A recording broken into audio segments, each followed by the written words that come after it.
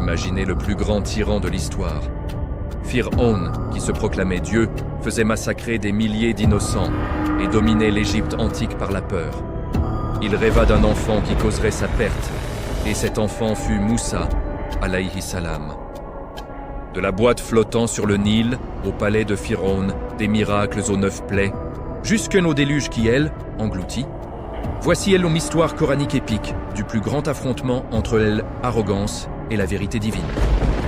Cette série en 10 chapitres vous plonge dans le récit captivant de Moussa et Pharaon, un avertissement éternel contre le takabour et le zulm.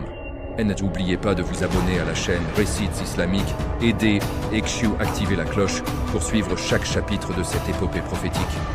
Likez cette vidéo si vous êtes prêts à trembler devant la justice d'Allah. Chapitre 1, Pharaon, le tyran qui se proclamait Dieu. Bismillahirrahmanirrahim. Le Coran nous raconte l'histoire du plus grand tyran de l'histoire, Pharaon, qui régnait sur l'Égypte antique et se proclamait lui-même divinité. Allah dit. Pharaon dit, ô notable, je ne connais pas de divinité pour vous autres que moi. Sourate Al-Qasas. L'Égypte était alors la superpuissance du monde. Le Nil irriguait des terres fertiles, les récoltes étaient abondantes, les pyramides et temples immenses témoignaient de leur puissance. Mais Pharaon transforma cette prospérité en oppression absolue. Il se faisait adorer, les gens se prosternaient devant lui, le considéraient comme leur Rab al-Ala, le Seigneur suprême. Il divisa la société en castes, les Égyptiens dominaient, et les Bani Israël, descendants de Yaqub alayhi salam, furent réduits en esclavage. Le Coran dit, Pharaon, exalté sur terre, fit de son peuple des factions, en opprimant une partie d'entre eux. Il égorgeait leurs fils et laissait vivre leurs femmes. Les Bani Israël construisaient les pyramides, les villes, les palais, sous le fouet, jour et nuit. Pharaon craignait une prophétie. Un enfant de cette nation causerait sa perte. Une nuit, il rêva un feu venant de Baït al-Maqdis, Jérusalem, qui brûlait les maisons égyptiennes mais épargnait celles des Bani Israël. Il convoqua ses devins et sorciers. Ils dirent, un garçon naîtra parmi les Bani Israël qui causera ta perte. La peur se transforma en folie. Pharaon ordonna le massacre de tous les nouveau-nés mâles des Bani Israël. Des milliers d'innocents furent tués. Les mères pleuraient en silence. C'est dans ce climat de terreur que naquit Moussa, alayhi salam. Sa mère, inspirée par Allah, le cacha 3 mois. Puis Allah lui ordonna, arrête-le. Et quand tu craindras pour lui, jette-le dans le fleuve. Ne crains rien et ne te attriste pas. Nous te le rendrons et ferons de lui un messager. La mère prépara une caisse étanche et confia le bébé au Nil, le cœur brisé. La sœur de Moussa suivit la caisse de loin. Le courant porta la caisse jusqu'au palais de Pharaon lui-même. C'est là que commença le plan divin le plus extraordinaire. Pharaon, le tyran qui voulait tuer cet enfant, allait l'élever dans son propre palais. Si ce premier chapitre vous a donné des frissons devant l'arrogance de Pharaon, abonnez-vous immédiatement à la chaîne Récits Islamiques et activez la cloche pour ne rater aucun épisode. Likez cette vidéo, écrivez « Hasbunallah wa ni'mal wakil » en commentaire et partagez-la pour rappeler la puissance du plan d'Allah. Dites simplement 2 quand vous êtes prêts pour le chapitre suivant. La boîte sur le Nil. Moussa dans le palais de Pharaon. Chapitre 2. La boîte sur le Nil. Moussa dans le palais de Pharaon. Bismillahirrahmanirrahim. Dans le climat de terreur où Pharaon ordonnait le massacre des nouveau-nés mâles des Bani Israël, il naquit Moussa alayhi salam. Sa mère, inspirée par Allah, le cacha 3 mois. Mais le danger grandissait. Allah lui révéla. Allaite-le, et quand tu craindras pour lui, jette-le dans le fleuve.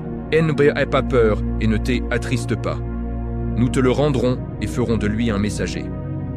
Le cœur brisé, la mère prépara une caisse étanche, y plaça le bébé et le confia au Nil. La sœur de Moussa suivit la caisse de loin, comme ordonné. Le courant porta la caisse directement vers le palais de Pharaon. La femme de Pharaon, Assia, radiallahu anha, une femme juste au cœur pur, vit la caisse et la fit récupérer. Quand elle ouvrit et vit le bébé, Allah mit dans son cœur un amour immense. Elle dit à Pharaon, une consolation pour les yeux, pour moi et pour toi. Ne le tuez pas, peut-être nous sera-t-il utile ou le prendrons-nous pour enfant. Pharaon, aveuglé par son orgueil, répondit « Ce n'est qu'un enfant des bannis Israël, que peut-il me faire ?» Il accepta de le garder.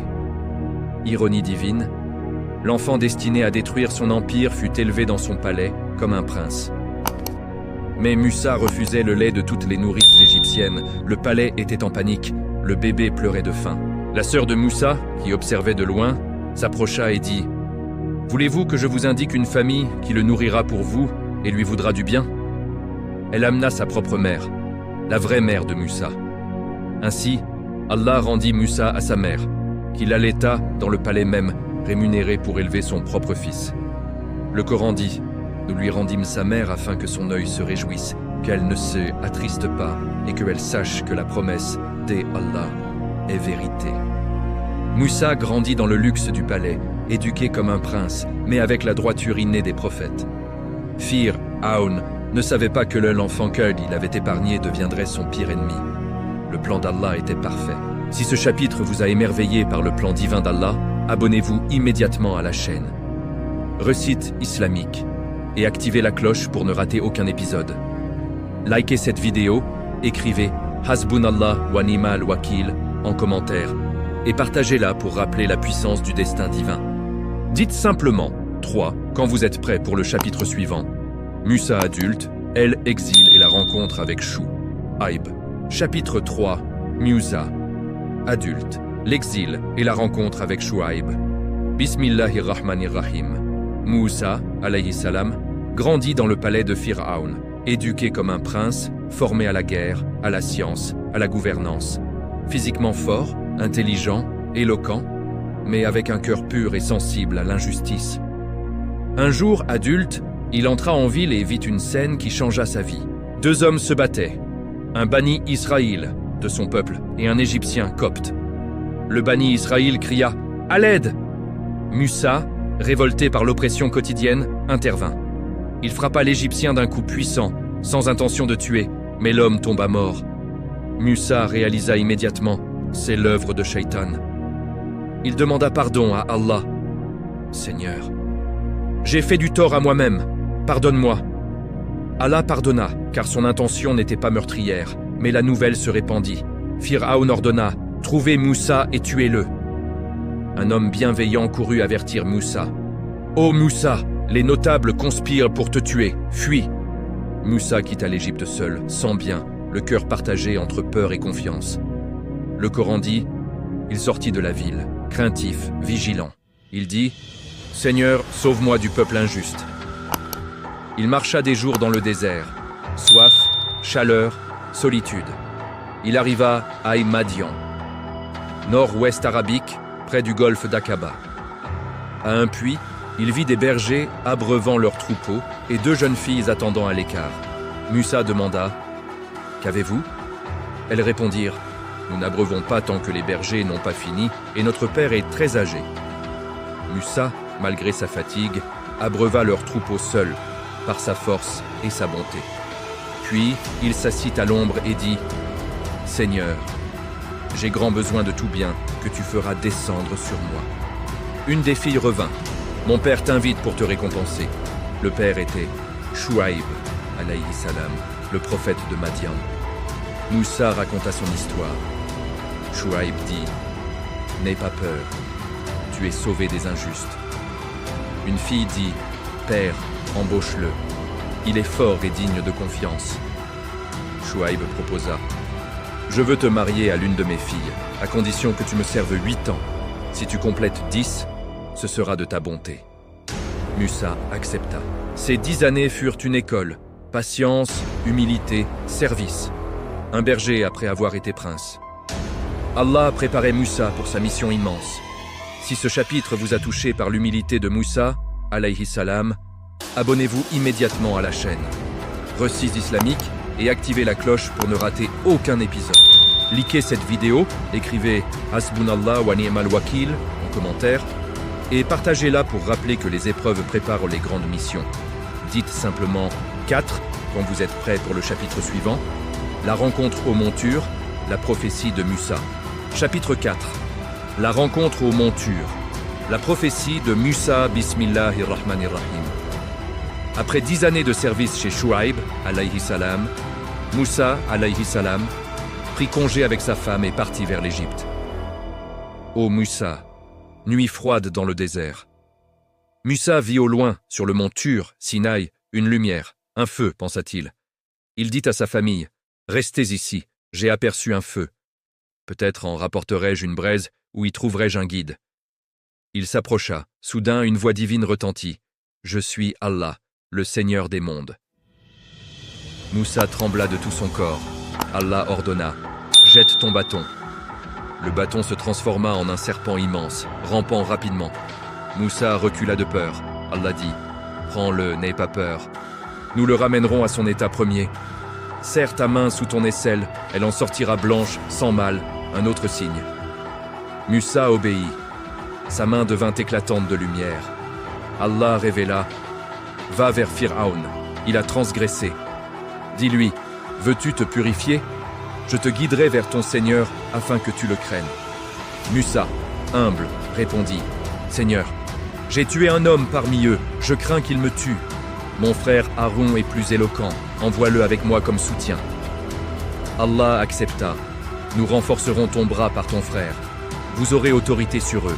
Nos signes feront qu'ils ne vous atteindront pas. » Musa reçut la prophétie, il devint Kalimullah, celui à qui Allah parla directement. Les 2 miracles, le bâton devenant serpent, la main lumineuse, arme divine contre la magie et l'arrogance de Phiraon. Musa et Haroun partirent vers l'Égypte. Le plus grand affrontement de l'histoire allait commencer. Un berger face au Dieu, autoproclamé.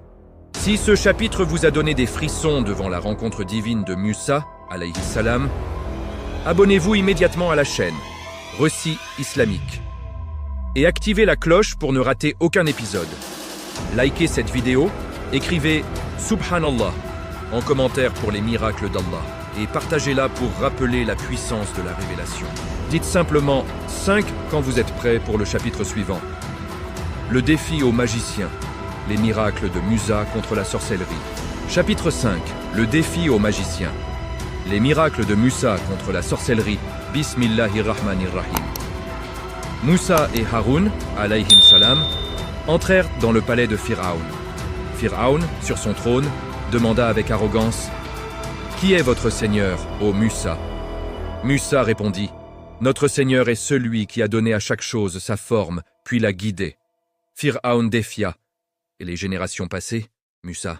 « Leur science est auprès de mon Seigneur, dans un livre.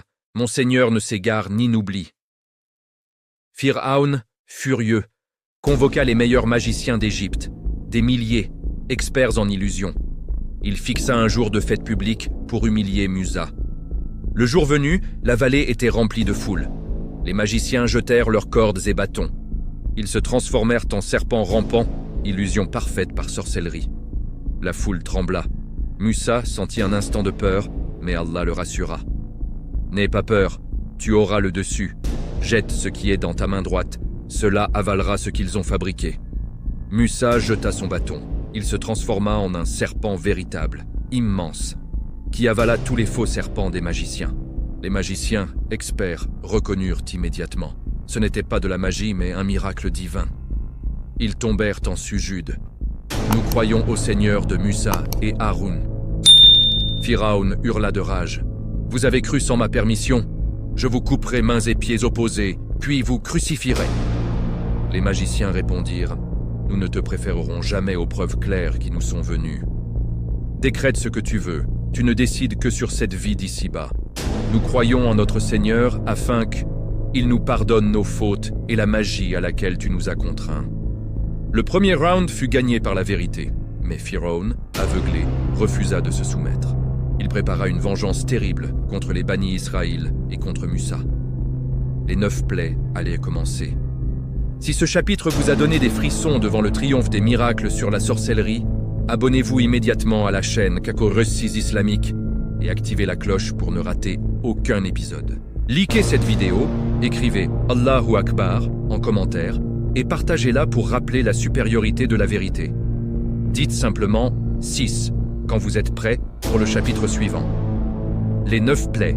Les signes des Allah sur elle, Égypte. Chapitre 6. Les 9 plaies. Les signes d'Allah sur l'Égypte. Bismillahirrahmanirrahim. Après la victoire des miracles de Musa sur les magiciens, Pharaon, fou de rage, refusa de se soumettre. Il intensifia l'oppression sur les bannis Israël. Allah envoya alors 9 signes, ayat, pour punir Pharaon et son peuple, et pour prouver la vérité de Musa. Le Coran les énumère dans Surat Al-A'raf. Nous avons envoyé sur eux le déluge, les sauterelles, les poux, les grenouilles et le sang, signes explicites. Mais ils s'enorgueillirent et furent un peuple criminel. Les 9 plaies, selon les tafsirs classiques, 1. Le déluge, Tufan. Inondations massives qui détruisirent de cultures et maisons. 2. Les sauterelles, Jarad. Nuages de sauterelles dévorant toute verdure restante. 3. Les poux ou insectes, comme mâles. Invasion de petits insectes rendant la vie impossible. 4. Les grenouilles, Dafadi. Grenouilles envahissant maisons, lits, nourriture. 5. Le sang, Dam. Elle, eau du Nil et des puits, devint sang. Imbuvable, puante, mortelle pour les poissons. 6. La sécheresse et famine, impliquées dans plusieurs. 7. Maladies et épidémies. 8. Tempêtes et vents destructeurs. 9. Obscurité totale, dans certains récits. À chaque plaie, le peuple suppliait Pharaon. Demande à Musa d'invoquer son Seigneur pour nous en délivrer. Nous croirons et laisserons partir les bannis Israël. Musa invoquait, Allah levait la plaie. Mais Pharaon, dès le soulagement, revenait sur sa promesse. Leur cœur s'endurcit et ils rompirent de leur engagement par arrogance. Les plaies s'intensifiaient, les Égyptiens souffraient, perte de récolte, faim, maladie, peur. Mais Pharaon persistait, ce n'est que la magie de Musa. Les magiciens, déjà croyants, disaient « Ce sont les doigts d'Allah ». Pharaon les menaça de mort. Les plaies étaient des signes clairs pour briser l'arrogance. Mais le cœur de Pharaon était scellé. Le 10e et dernier signe allait venir. La sortie nocturne des bannis Israël et la traversée de la mer. Si ce chapitre vous a fait trembler devant les signes d'Allah, abonnez-vous immédiatement à la chaîne Recites Islamiques et activez la cloche pour ne rater aucun épisode. Likez cette vidéo, écrivez Allahu Akbar en commentaire et partagez-la pour rappeler la puissance des ayats divines. Dites simplement 7 quand vous êtes prêts pour le chapitre suivant. L. Exode nocturne, la sortie des bannis Israël. Chapitre 7. L'exode nocturne, la sortie des bannis Israël. Bismillahirrahmanirrahim. Après les 9 plaies qui avaient de briser l'arrogance des Égyptiens, Pharaon restait aveugle. Allah ordonna à Musa, alayhi salam, « Fais sortir mon peuple de nuit. Vous serez poursuivis. » Musa transmit l'ordre aux bannis Israël. « Préparez-vous en secret. Cette nuit, nous quittons l'Égypte pour toujours. » Des centaines de milliers, peut-être 600 000 hommes, plus femmes et enfants, se rassemblèrent dans l'obscurité. Ils n'emportèrent que l'essentiel. Allah leur avait ordonné de demander aux Égyptiens bijoux, vêtements, or, et les Égyptiens, terrifiés par les plaies, donnèrent généreusement.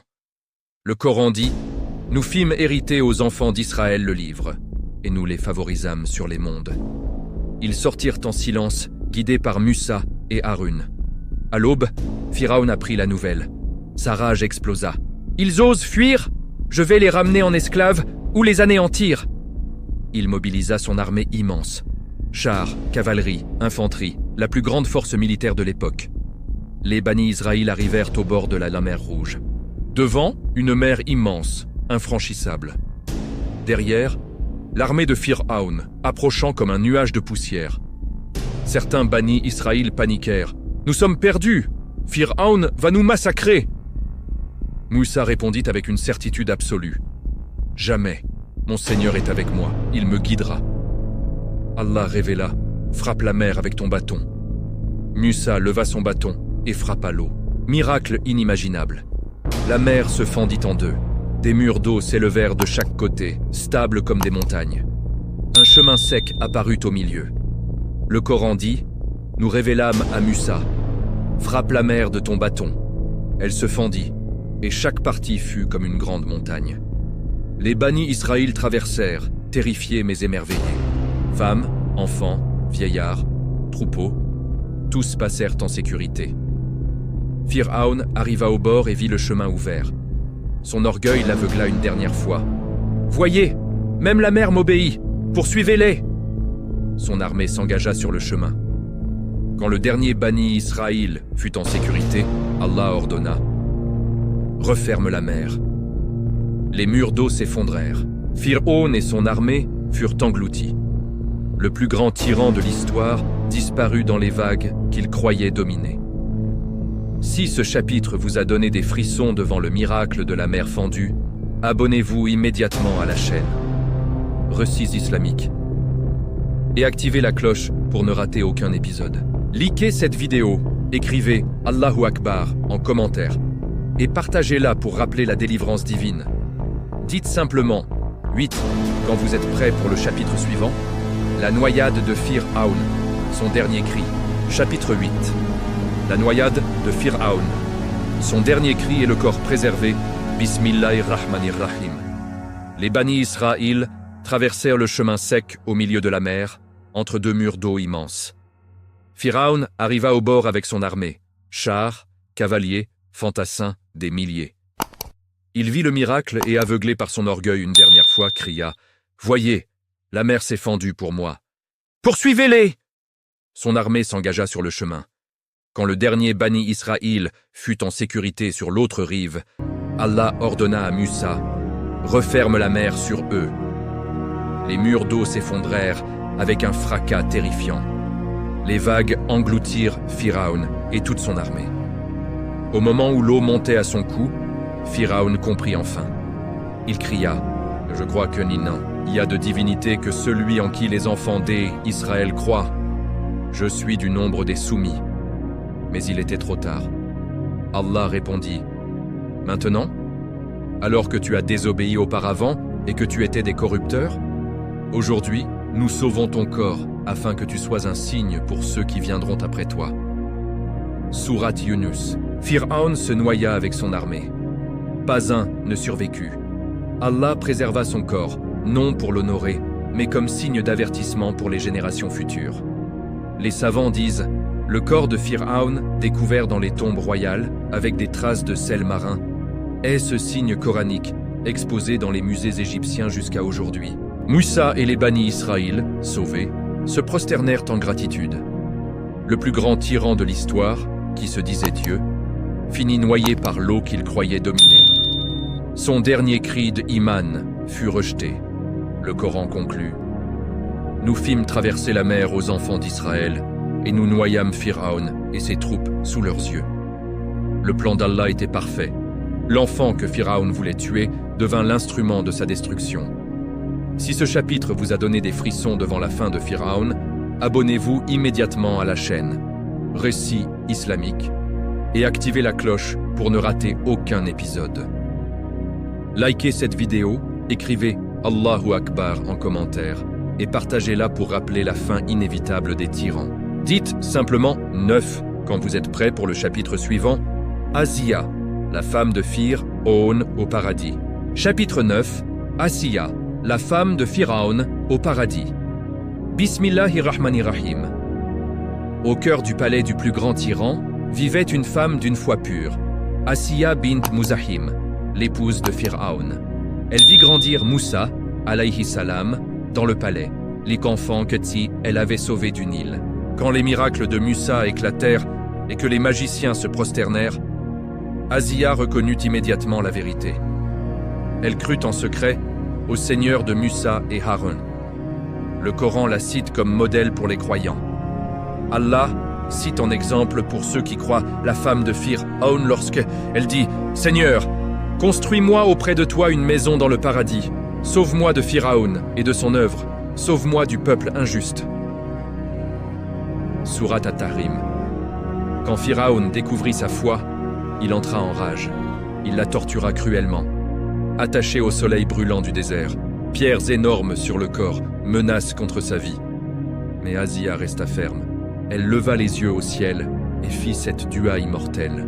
« Seigneur, construis-moi auprès de toi une maison dans le paradis. » Allah lui montra sa maison au paradis. une vision qui la fit sourire malgré la douleur.